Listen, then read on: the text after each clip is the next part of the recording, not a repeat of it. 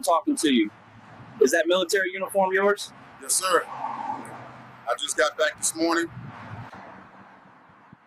Do you have any paperwork proving you're military? Yes, sir. It's in my pocket. Raise your hands. Don't touch anything. But officer, you just asked me to get my military ID.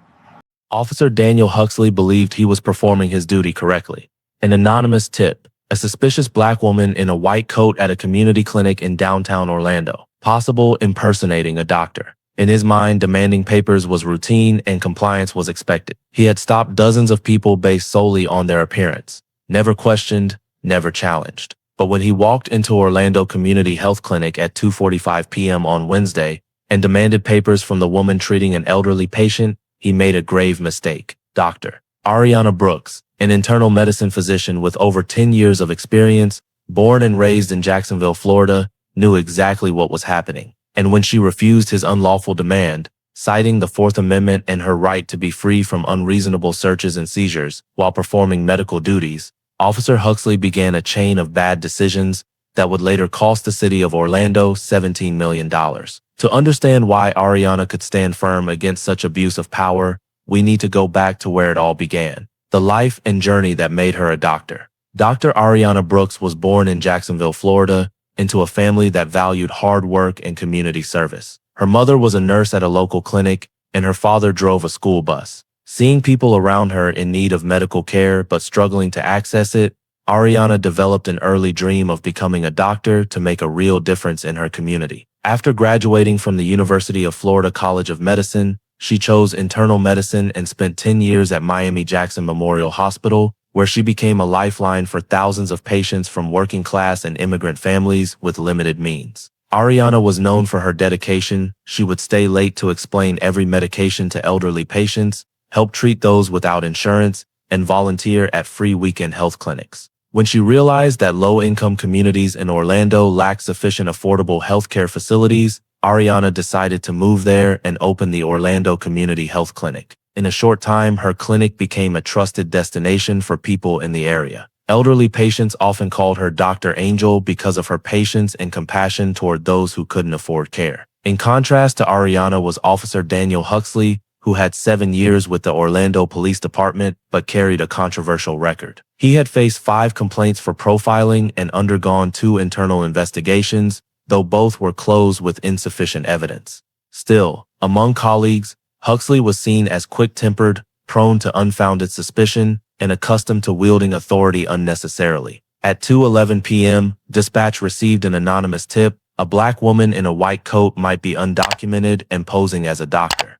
A vague statement, lacking details or any verification. Instead of checking medical licensing records, calling the clinic, or contacting the Florida Department of Health for verification, Huxley immediately left his vehicle and headed straight to Orlando Community Health Clinic, acting entirely on instinct and prejudice.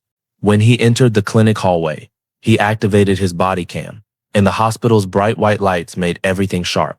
The cool air from the AC blowing along rows of plastic chairs, patients waiting with weary eyes, patient charts neatly lined up on each exam room door. At 2:45 p.m., Ariana was examining an elderly woman when the door was suddenly shoved open. The patient startled and asked, "Doctor, is everything all right?" Ariana smiled reassuringly. "It's okay, just a misunderstanding." But Huxley ignored the medical context, the patient in need of care, or the professionalism of the woman in front of him. He believed he was acting correctly, though what was about to unfold would cost the city of Orlando far more than anyone could imagine. "Cooperate immediately. Stop examining the patient and comply with my orders right now," Huxley said, his voice hard as steel, completely disregarding the elderly patient sitting right in front of Ariana. The nurse froze. The patient gripped the edge of the exam table, eyes wide with fear. Ariana held her ground, her tone shifting.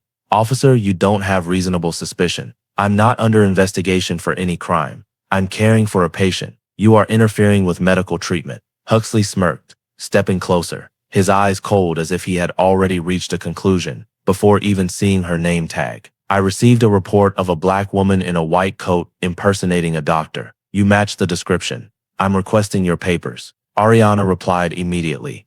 "An anonymous tip is not legal grounds. You know that." The nurse looked between them and said, "Officer, She's a real doctor. The patient, but Huxley raised his hand to stop her. I don't need witnesses. That statement, along with his dismissive attitude, was captured clearly on the body cam recording from his chest. The overhead camera angle 1 captured him closing in on Ariana. Angle 2 behind the exam table showed the trembling patient, and the hallway camera recorded other patients starting to pay attention as the voices grew louder. Huxley glanced up at the license hanging on the wall. Florida medical license with the seal and registration number clearly visible. He reached out, pushed it aside, and said without hesitation, "That could be fake." The patient gasped, "Fake? Dr. Brooks saved my life last month." The nurse gripped her clipboard tightly, trying to intervene. "That license was issued by the Florida Department of Health. You can't." "I can do whatever is necessary," Huxley interrupted, raising his voice to dominate. The energy in the room shifted entirely. This was the kind of exchange any professional black person in America has heard somewhere. Your papers aren't enough. Your existence isn't enough. Your talent, experience, credentials, all suspect simply because of your skin color. Ariana stood facing him, eyes unwavering. "Officer, the law requires you to establish reasonable suspicion before demanding identification. I'm performing medical duties with no criminal activity. You are exceeding your authority." Huxley took another step. "You're resisting." "No," Ariana replied instantly. "I'm exercising my constitutional rights." The body cam captured every word clearly. "You think you're smarter than me?" Huxley said, narrowing his eyes, his tone laced with anger that a black woman dared challenge his authority. "I think," Ariana said, "you're targeting me because I'm a black woman in a white coat." The patient shook her head. "This is wrong, officer. She's my doctor." Huxley ignored her, his gaze fixed on Ariana as if she were the only person in the room worth doubting.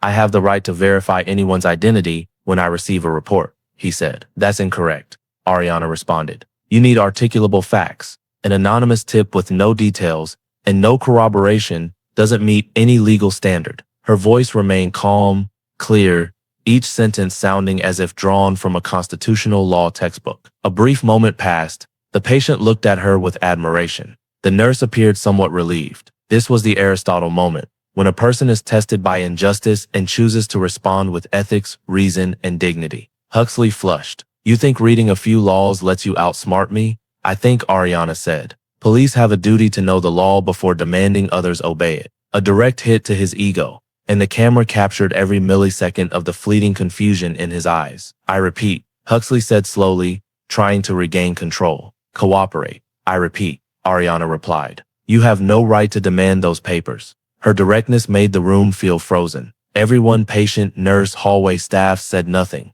but their eyes made it clear. Huxley was not following procedure. He was attacking a doctor solely because of her race. "You're obstructing," Huxley said. "No," Ariana answered. "You are the one obstructing." The words rang out in the cold white room, powerful enough that even the camera seemed to capture their resonance. A black woman, a doctor, declaring she would not bow. And that was something people like Huxley were not used to facing. He glanced at the license again, then at Ariana, then at his body cam, as if trying to gauge how far he could push this. But the truth was already recorded from 3 angles and in every sound. An officer making an unlawful demand for papers, a doctor defending the Constitution, and a confrontation about to extend far beyond a small clinic room to become the centerpiece of a multi-million-dollar lawsuit. As soon as Ariana finished speaking, Huxley shifted his gaze to the inner door marked clearly "Staff Only." That was the staff-only area. Medication room, patient record storage, sterile hand-washing station, and nurses' workstations. "I'm going to check this area myself,"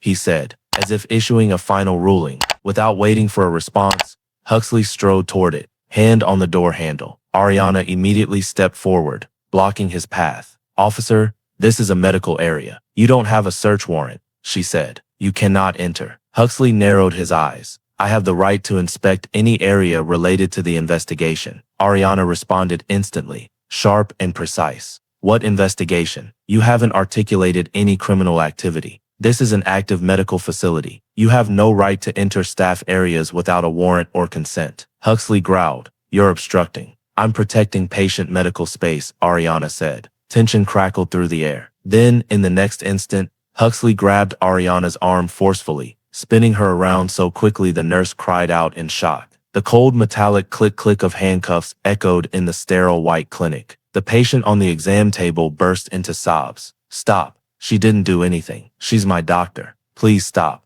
Ariana gritted her teeth as her wrists were yanked behind her back. Officer, you are violating the law, she said. I'm not resisting. This is a medical facility. And you, shut up. Huxley barked, yanking her arm harder, making the patient cry even louder. The nurse stepped in front. She's our doctor. She's in the middle of treatment. You can't do this. Huxley shoved her aside, as if she were not a person but a meaningless obstacle. The body cam captured it all. A push, a sharp intake of breath, a light thud against the medical glove cabinet. The ceiling camera recorded Ariana being pulled from her position. The hallway camera showed other patients standing up, worried and agitated. With her hands cuffed behind her, Ariana maintained astonishing composure. What am I being arrested for? She asked. Obstruction, Huxley replied quickly, as if uttering the word alone made his actions legal. He turned to the nurse. Bring me her bag. No. The nurse shook her head. I can't bring it here. His voice was full of threat. Trembling, the nurse went to retrieve Ariana's purse from the desk. Huxley snatched it, ripped the zipper open, and began rummaging through it without a search warrant. He pulled items out one by one and tossed them on the table. Wallet, car keys, hospital ID. Then he opened the wallet. The camera recorded everything. The Florida driver license with Ariana's smiling photo, date of birth, and address clearly visible. A U.S. passport with the blue American seal. The medical license card issued by the Florida Board of Medicine. The hospital ID from her time at Miami-Jackson Memorial Hospital. Every piece of evidence, every card confirmed she was a U.S. citizen, a licensed physician, and someone with nothing to hide. The nurse choked up. Officer, everything is valid. She's clearly, but Huxley barely glanced at any document for more than a second. He looked up at Ariana as if she were nothing more than an object he had already defined. Process her anyway, he said coldly. The nurse was stunned. Process for what? She's cuffed. Take her to the station, Huxley said, grabbing Ariana's arm and pulling her toward the door. The patient lunged off the exam table, trying to stand but her frail legs failing. She reached out as if to hold Ariana one last time. Please, don't take her. She's my doctor. She didn't do anything. Ariana turned back. I'm okay. Listen to your nurse. She'll take care of you. But then her voice hardened again. Officer, you are making an unlawful arrest. Your body cam is recording everything. Huxley pulled harder, ignoring her. All three clinic cameras simultaneously captured a doctor being dragged away amid cries and helpless protests. The receptionist ran to the hallway, hand over her mouth in shock. Another patient left the waiting area shouting, she didn't do anything. Why are you arresting her? Huxley didn't answer. He simply lowered his head, opened the door, and pulled Ariana through the waiting area as if she were a dangerous criminal. Even as her vision was restricted and her steps slowed by the cuffs, he didn't ease his grip. Orlando sunlight poured into the hallway as they stepped outside, reflecting off the front glass doors and captured on the body cam footage that would later become national news. Ariana was pushed into the patrol car, her head lightly hitting the doorframe. Watch your head, Huxley said. The warning far too late. From inside the clinic, the patient's crying still echoed. The nurse's desperate calls of her name rang out too. But the car door slammed shut, separating Ariana from those trying to protect her. Before the car pulled away, the exterior camera captured the moment Ariana lifted her head and looked straight into the body cam lens. Her eyes showing no fear but full clarity from someone who knew something terrible was happening, yet also knew the truth was being recorded from 3 angles and would not disappear. And then in the 3 p.m. Orlando sunshine, the patrol car carried Ariana away from the clinic, leaving behind a stunned community, a sobbing patient, and a chain of mistakes that would later force the city of Orlando to pay a price Officer Huxley could never have imagined. The patrol car pulled up to the Orlando Police Department around 3:40 p.m., and Ariana was led inside amid the clinking of handcuffs and curious stares from those in the lobby. The booking officer, a middle-aged man with over 20 years on the force, looked at Ariana, then at Huxley with immediate discomfort. Charges? He asked, fingers still on the keyboard. Obstruction, Huxley replied, a little too quickly for anyone experienced to miss the uncertainty. Failure to comply during an investigation. The booking officer looked up, staring straight at Huxley over thin glasses. Investigation? Where is the investigation? In the room full of printer noises and rustling papers, the question landed like a stone. Huxley stood silent, speechless. The booking officer repeated, slower and clearer. Officer Huxley, What investigation? The air grew heavy. Ariana looked at the flustered officer, and in that moment she understood that reality had finally caught up with his actions. Huxley glanced away, avoiding his colleague's gaze. "We received a tip," he said quietly. "Anonymous." The booking officer set his pen down. "Anonymous tip doesn't equal an investigation. Did you observe criminal activity? Did she resist? Did she threaten anyone?" Huxley didn't answer. Every camera in the room, from ceiling CCTV, officers' body cams, to booking recording cameras, captured that embarrassing moment. An officer unable to explain why he had arrested a doctor on duty. Ariana was taken to be fingerprinted, photographed, and have her belongings inventoried. She remained cuffed for a few more minutes until a female officer finally removed them, whispering awkwardly as she did. "I'm sorry you're going through this." Ariana said nothing, just nodded. She knew this woman hadn't been the one dragging her from the exam room, but she also knew an apology couldn't erase the humiliation in every step she took into the holding cell. The iron door closed behind her with a sharp clang. Inside, only a metal bench and fluorescent light made time feel heavy. Ariana sat there for nearly 6 to 7 hours, with no one explaining why she had to stay so long. But the most haunting thing wasn't the isolation. It was knowing her elderly patient, the one needing insulin instructions, had been left confused and afraid. She wondered if the nurse had been able to reassure her. After 10 p.m., Ariana was released. She stepped out with tired eyes into a quiet waiting area, lit only by the steady hum of the air conditioner. When her phone was returned, the screen lit up with over 40 unread messages from patients, clinic staff, neighbors, and people she had once helped. "Dr. Brooks, we support you. We saw the police take you. This is wrong. Tell us how we can help." Those messages didn't erase the day's pain, but they sustained her in a way the legal system had not. While Ariana stood in the parking lot catching her breath of freedom, her phone rang. An unknown number from Miami. She answered. "Dr. Brooks, this is Luis Morado from the Florida Justice Institute. We've been informed about your arrest. Are you safe?" Ariana gripped the phone tightly. "I'm okay, but today, we know," he said. "We want you to meet with attorney Marcus Hale. He specializes in civil rights lawsuits. This is a clear constitutional violation, and we will represent you." The next morning, Ariana met Marcus Hale at his downtown office. The man in his mid-40s with sharp eyes opened his laptop and said immediately, "I've requested all of Officer Huxley's body cam footage under the Florida Public Records Law. I've also sent an emergency request to your clinic for all CCTV angles." He paused, turning the screen toward Ariana. "And I've reviewed the first 3 segments that were sent over." The wait made Ariana nearly hold her breath. Marcus hit play. In the video, Ariana appeared clearly, calm voice, no resistance, caring for a patient. Beside that was Huxley barging in without knocking, making baseless demands, ignoring explanations, shoving aside the wall license, touching the staff-only door, then handcuffing her in front of a crying patient. Marcus spoke, voice firm as steel. "Dr. Brooks, you are completely innocent. There is no evidence you broke any law, resisted, or posed any danger." In contrast, Officer Huxley's actions show profiling, abuse of power, and unlawful arrest. He paused, looking directly at Ariana. "And I believe this will become one of the largest civil rights cases in Florida in years." In that moment, Ariana still felt the fear from the previous day, but for the first time, alongside it burned a new fire. Determination to reclaim dignity not just for herself, but for every Black person ever asked for papers without legitimate reason. And the cameras had recorded everything. The trial in the U.S. District Court for the Middle District of Florida began packed with press, law students,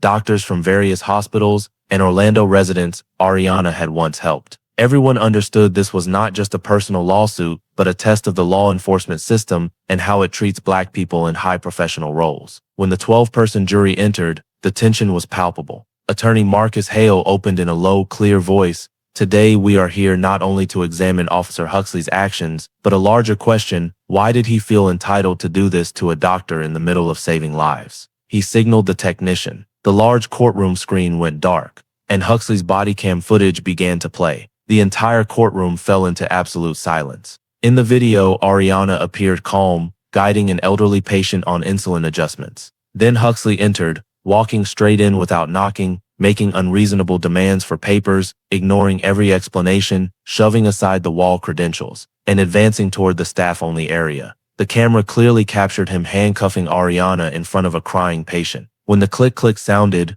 juror number 4 wiped away tears. Number 7 shook their head in anger. Number 10 leaned back, eyes red. Just minutes into the footage, it laid bare a stark truth. No resistance, only an abusing officer and an insulted doctor. When the constitutional law expert from the University of Miami School of Law took the stand, the room seemed to tighten another notch. He stood straight before the jury and said, this was a textbook unconstitutional stop, fueled by racial bias. He explained that an anonymous tip is not legal grounds, insufficient to demand papers, let alone to barge into an active medical facility and arrest a doctor. No criminal activity, only prejudice. Then came the witness everyone awaited, the elderly patient. From that day, she took the stand slightly trembling, but eyes full of resolve. She saved my life, she said. When I couldn't afford insulin, she found a way, and they treated her like a criminal. For what? For being black and wearing a doctor's coat. A murmur of outrage rippled through the room. In that moment,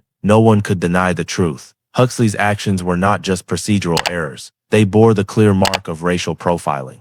The defense tried to argue that Huxley acted in good faith, following standard procedure. But as the footage was replayed multiple times, that argument collapsed before the jury's eyes. No procedure allows an officer to barge into an active exam without notice. No procedure allows handcuffing a doctor in front of a patient over an uncorroborated tip. No procedure allows ignoring valid credentials and declaring that could be fake. When cross-examination began, Hale approached, voice ice cold. Officer, did you see the doctor commit any crime at any point? No.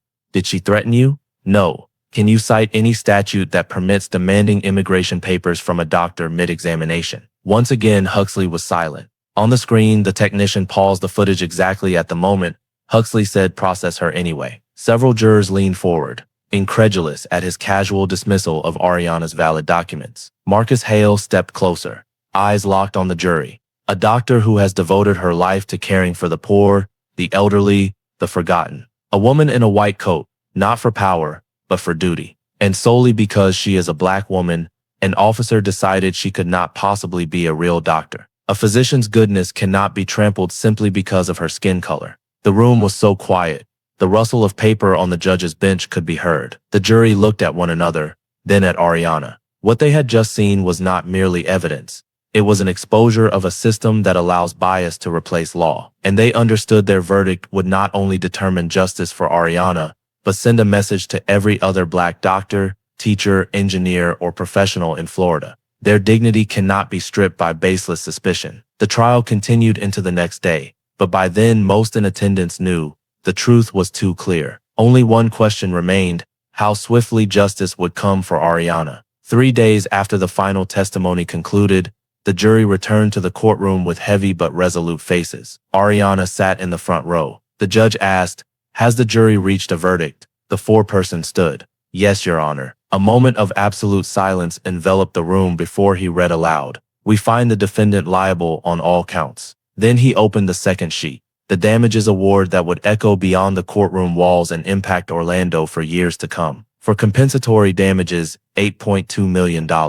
A soft gasp rose from the crowd, as if the entire room exhaled after weeks of holding its breath. For punitive damages, $8.8 million. Total $17 million. Ariana closed her eyes, tears pooling at her lashes but not falling. Pride holding her steady as it had every time she had to stand tall against prejudice. Marcus Hale gently touched her shoulder and whispered, "Justice has called your name, doctor." The press rushed to the doors to spread word of Florida's largest profiling-related judgment in a medical setting. Inside the courtroom, Officer Huxley seemed frozen. Several officers behind him avoided looking directly. They knew that footage would become mandatory training in every future academy class. Within 24 hours, the Orlando Police Department issued an official statement. Officer Daniel Huxley was terminated from the force. 3 days later, the Florida Criminal Justice Standards and Training Commission permanently revoked his certification. No agency in the state could rehire him in any law enforcement or public safety role. The judgment also triggered major reforms. Orlando PD was required to implement new training on the Fourth Amendment, profiling, de-escalation, and interactions in medical environments. All officers had to watch the full Ariana footage before street duty. An independent monitor was appointed to oversee all profiling complaints for 5 years. The media called it the Brooks Reform Package. The community simply called it the change that had to come. As for Ariana, after the courtroom days ended, she returned to the clinic as if she had never left. Patients were waiting with flowers, thank you cards, and tight hugs from those she had once helped. A week later, at a small press conference in the clinic, Ariana announced the creation of the Florida Free Care Fund, a healthcare fund to cover treatment for the poor, elderly, uninsured, and struggling families in Orlando and Jacksonville. A portion of the settlement would build a program providing free insulin to low-income patients, the very issue that had troubled Ariana for years. If they tried to take my dignity, Ariana said at the press conference, I will turn it into an opportunity to restore dignity to the community. Those present stood and applauded, not just because she won the case, but because she remained Ariana Brooks, the doctor who never left anyone behind. That night, an independent news channel's coverage of the case drew millions of views. The narrator concluded the story in that familiar, deep, warm voice that had turned tales of injustice into wake-up calls for society. A black doctor should not have to prove her right to exist. She should simply be allowed to heal without suspicion because of her skin color. And in Orlando, where the white light of a clinic once witnessed an unlawful arrest, it now witnessed something else. Faith in justice, community solidarity, and the power of a black woman who dared stand up to remind America that the Constitution is for everyone, not just those the system chooses to protect. If you believe stories like this need to be shared, please subscribe so you don't miss the next videos. Thank you for watching. See you in the next story.